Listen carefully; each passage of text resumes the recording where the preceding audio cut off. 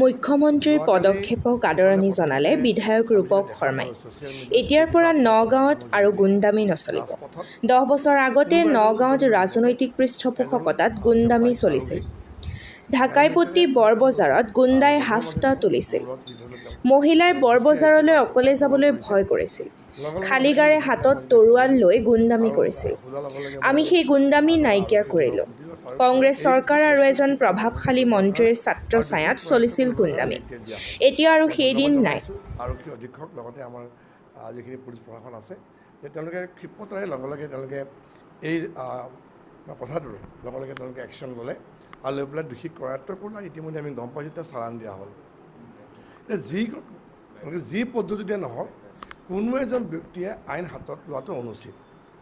কোনোবা এজন যদি বাইকত যি নহওক পৰিস্থিতি যিয়েই নহওক আইন কেতিয়াও হাতত কোনো ল'ব নোৱাৰে। তাৰ কাৰণে পুলিচ প্ৰশাসন আছে আৰু সেই বিষয়ে যেতিয়া অৱগত কৰে নিশ্চয় পুলিচে তাৰ ব্যৱস্থা ল'ব।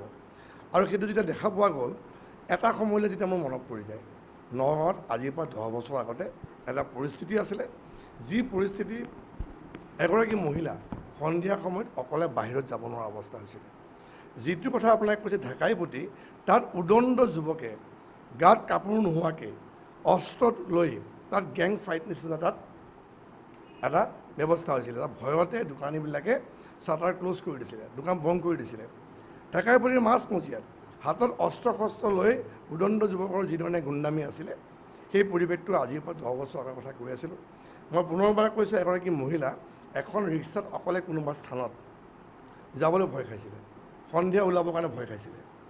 আৰু এই পৰিৱেশটো যেতিয়া আছিলে আমি সেই সময়তে যেতিয়া বিধায়ক হৈছিলোঁ তেতিয়া ৰাইজক আমি আহ্বান কৰিছিলোঁ যে যিটো পৰিস্থিতি নগাঁৱত হৈ আছে, কাৰোবাৰ ছত্ৰছায়াত হৈ আছে, ৰাজনৈতিক হস্তক্ষেপ হ'ব পাৰে, সেই পৰিৱেশ নগাঁৱত হ'বলৈ দিয়া নহ'ব, যিকোনো প্ৰকাৰে হ'বলৈ দিয়া নহ'ব।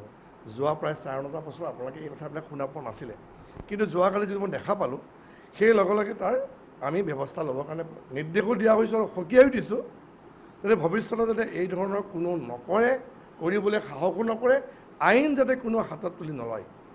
আইন যদি হাতত তুলি লয় তাৰ ব্যৱস্থা কিন্তু কঠোৰ হ'ব। প্ৰথম কথা সেইটো। দ্বিতীয় কথা হৈছে কি মাননীয় মুখ্যমন্ত্ৰী মহোদয়ে আমি দেখা পালোঁ আপোনালোকৰ মাধ্যমেদি যে তেখেতে ঢাকাইপট্টিৰ নামটো সলনি কৰিবৰ কাৰণে ইতিমধ্যে জিলা আয়ুক্তক নিৰ্দেশ দিছে। আদৰণীয় পদক্ষেপ, কাৰণ ঢাকাৰ মানুহ তাততো কোনো নাইকিয়া। গতিকে ঢাকাইপট্টি তাত কিহৰ কাৰণে হ'ব পাৰে? এতিয়া অসমৰ মানুহে তাত ব্যৱসায় কৰি আছে, গতিকে তাততো এটা ঢাকাৰ নাম এটা দিয়াৰ কোনো প্ৰয়োজনে নাইকিয়া। গতিকে এই ক্ষেত্ৰত অসমৰ এই নগাঁৱৰ সমাজ জীৱনৰ লগত থকা প্ৰত্যেকগৰাকী ব্যক্তি একমত সহমত। মুখ্যমন্ত্ৰীৰ কথাত আমি আদৰণি জনাইছোঁ। অতি শীঘ্ৰে ঢাকাইপট্টিৰ নামটো সলনি কৰি আমি নগাঁৱৰ সমাজ জীৱনৰ লগত জড়িত বিজ্ঞ সমাজৰ লগত কথা বতৰা পাতি এটা আমি অসমীয়া নাম যাতে আমাৰ নগাঁৱৰ ঐতিহ্যৰ লগত জড়িত থকা এটা নাম আমি দিবৰ কাৰণে চিন্তা চৰ্চা কৰিম।